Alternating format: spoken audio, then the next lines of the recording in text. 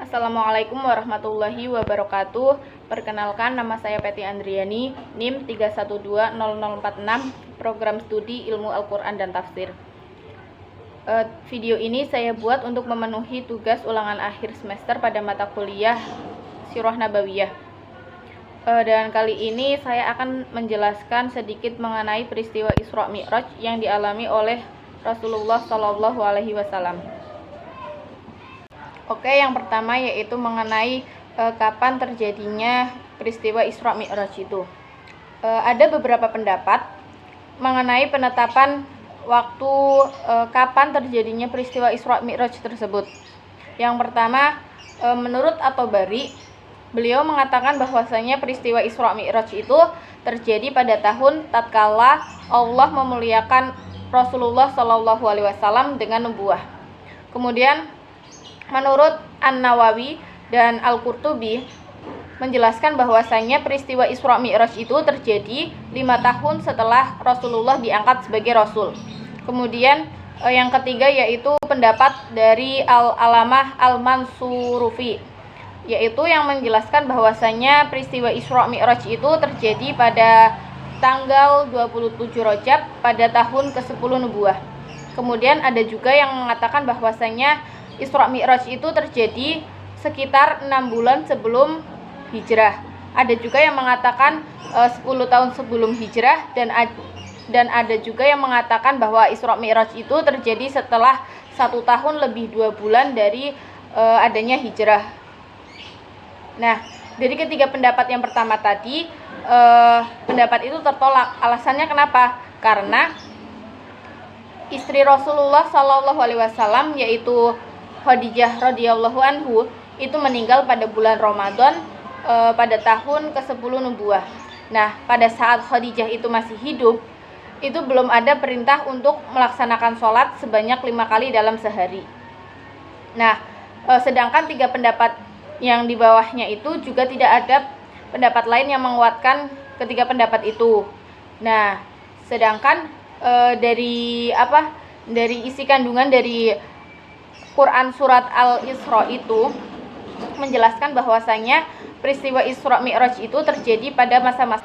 Oke, yang selanjutnya yaitu rincian peristiwa Isra Mi'raj yang dialami oleh Rasulullah SAW. Menurut Ibnu Qayyim, berdasarkan riwayat yang sahih, beliau mengatakan bahwasanya Rasulullah itu diisrokan atau diperjalankan dengan jasadnya dari Masjidil Haram menuju Baitul Maqdis. Dalam perjalanan itu beliau menaiki buraq dengan ditemani oleh malaikat Jibril. Nah, setibanya di Baitul Maqdis, Rasulullah di sana menjadi imam sholat bagi para nabi yang lain. Sementara itu, buraq yang ia tungganginya diikat dengan tali di depan pintu masjid. Kemudian setelah itu pada malam harinya juga Rasulullah dimi'rajkan atau dinaikkan dari Baitul Maqdis menuju ke langit dunia. Mulai dari langit yang lapisan pertama hingga lapisan ke-7. Nah, dalam perjalanannya menuju langit dunia, Rasulullah SAW juga ditemani oleh malaikat Jibril, mulai dari langit lapisan pertama hingga lapisan ke-7. Pada lapisan pertama, Nabi Muhammad bertemu dengan Nabi Adam, bapaknya seluruh manusia. Kemudian pada langit kedua, beliau bertemu dengan Nabi Yahya bin Zakaria dan juga Nabi Isa bin Maryam. Kemudian pada langit ketiga, Rasulullah bertemu dengan Nabi Yusuf. Kemudian pada langit keempat, Rasulullah bertemu dengan Nabi Idris. Kemudian yang langit kelima, beliau Rasulullah SAW itu bertemu dengan Nabi Harun. Kemudian pada langit yang ke-6 beliau bertemu dengan Nabi Musa, dan pada langit yang ke-7 beliau bertemu dengan Nabi Ibrahim. Pada setiap pertemuannya dengan nabi-nabi tersebut di langit, pada setiap lapisan langit itu beliau mengucapkan salam kepada mereka, kemudian dijawab oleh mereka, dan mereka semuanya juga menetapkan nubuwah dari Nabi Muhammad SAW. Kemudian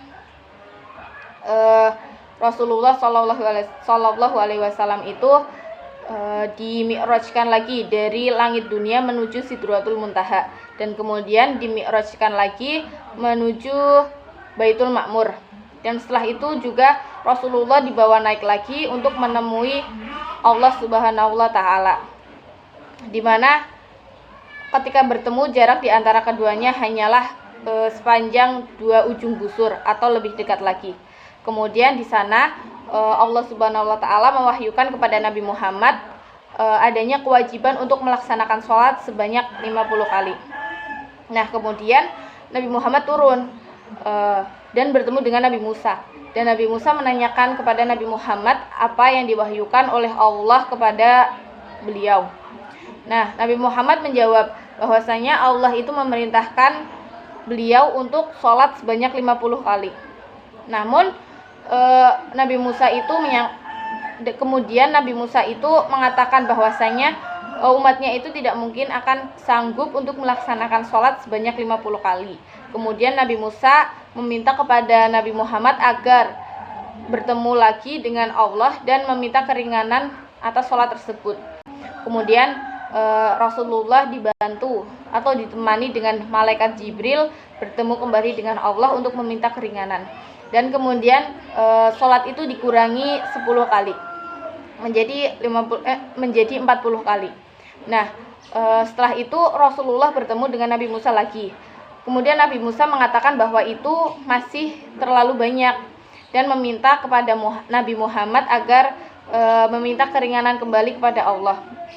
Begitu seterusnya hingga Allah Subhanahu wa Ta'ala itu memberikan keringanan sholat menjadi 5 kali dalam sehari semalam. Nah, sebenarnya Nabi Musa itu masih merasa kalau Allah itu kembali meminta keringanan kepada Allah untuk dikurangi lagi jumlah sholatnya. Akan tetapi Rasulullah sudah merasa malu karena terus-terusan meminta keringanan kepada Allah. Akhirnya dia mengatakan kepada Nabi Musa bahwasanya beliau sudah malu dan beliau sudah ikhlas dan ridho akan ketetapan Allah, yaitu adanya sholat sebanyak 5 kali dalam sehari semalam. Pada perjalanan Isra Mi'raj yang dilalui oleh Rasulullah juga terdapat banyak sekali peristiwa-peristiwa di dalamnya, seperti beliau ditawari susu dan khamar. Akan tetapi Rasulullah itu lebih memilih susu, dan akhirnya dikatakan kepadanya bahwa engkau telah dianugerahi fitrah. Jika engkau mengambil khamar, maka umatmu akan tersesat. Kemudian Rasulullah Shallallahu Alaihi Wasallam itu juga diperlihatkan malaikat penjaga neraka, yang dimana malaikat itu tidak pernah tersenyum sama sekali. Kemudian Rasulullah juga diperlihatkan orang-orang yang memakan harta anak yatim, di mana bibir mereka itu menjadi seperti onta. Dengan bibirnya itu orang-orang yang memakan harta anak yatim itu mengambil api menggunakan bibirnya, kemudian api itu keluar dari duburnya. Nah, kemudian Rasulullah juga diperlihatkan tentang orang-orang yang memakan harta riba, orang-orang yang memakan riba. Jadi orang-orang yang memakan riba itu memiliki perut yang sangat besar, sehingga karena dengan perut besarnya itu mereka sulit untuk bergerak, bahkan tidak bisa untuk bergerak. Kemudian pada langit yang pertama itu Rasulullah juga pernah diperlihatkan tentang orang-orang yang mati syahid yang berada di sebelah kanan. Kemudian ada juga orang-orang yang hidup sengsara, orang-orang yang ruh-ruh dari orang yang sengsara itu berada di sebelah kiri. Kemudian Rasulullah juga diperlihatkan orang-orang pezina, di mana di samping orang-orang pezina itu terdapat 2 daging. Yang satu daging itu masih segar dan baik, sedangkan yang satunya itu daging bangkai yang sudah berbau busuk. Nah, akan tetapi orang-orang pezina tadi justru malah memilih untuk memakan daging-daging yang busuk tadi, sedangkan daging yang masih baik itu malah ditinggalkan. Nah, selesai dari peristiwa Isra Mi'raj itu, kemudian keesokan harinya Rasulullah saat berada di tengah kaumnya itu menceritakan bahwasanya beliau kemarin mengalami peristiwa yang amat besar, yaitu Isra Mi'raj. dan mengatakan bahwasanya itu adalah tanda dari kebesaran Allah. Akan tetapi kaumnya itu justru tidak mempercayainya dan malah meminta agar Nabi Muhammad SAW itu menjelaskan bagaimana ciri-ciri dari Masjidil Aqsa. Kemudian atas bantuan dari Allah Subhanahu wa taala, Rasulullah itu diperlihatkan dengan jelas tentang Masjidil Aqsa, sehingga akhirnya Rasulullah itu bisa menjelaskan ciri-ciri Masjidil Aqsa dengan benar dan tepat, sehingga mereka tidak bisa membantahnya. Akan tetapi mereka tidak mempercayainya dan justru malah melarikan diri darinya. Nah, di tengah-tengah ketidakpercayaan kaumnya itu, ada satu orang yang mempercayainya mengenai peristiwa Isra Mi'raj itu, yaitu Abu Bakar. Nah, kemudian karena kepercayaannya itu terhadap peristiwa Isra Mi'raj yang dialami Nabi Muhammad, sehingga Abu Bakar diberi julukan As-Siddiq atau yang membenarkan. Nah, hikmah dari adanya perjalanan Isra Mi'raj yang dialami oleh Rasulullah SAW adalah bahwasanya kita harus mempercayai kebesaran dan kekuasaan Allah Subhanahu wa taala.